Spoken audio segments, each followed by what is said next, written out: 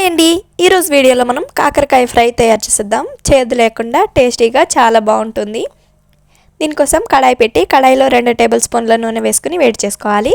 1 tea spoon ఆవాలు, 1 tea spoon జీలకర్ర వేసుకుని 2 టీ స్పూన్ల పచ్చిశనగపప్పు వేసుకుని 1 రెబ్బ కరివేపాకు వేసుకుని పచ్చిశనగపప్పును దోరగా వేపుకోవాలి.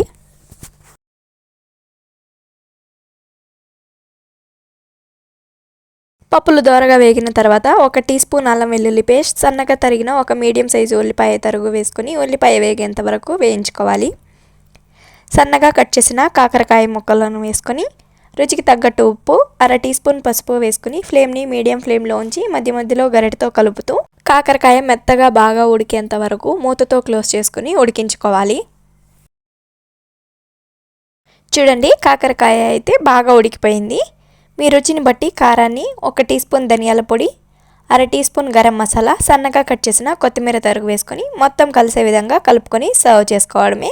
తక్కువ ఇంగ్రీడియంట్స్తో ఫ్రై అయితే చాలా టేస్టీగా ఉంటుంది.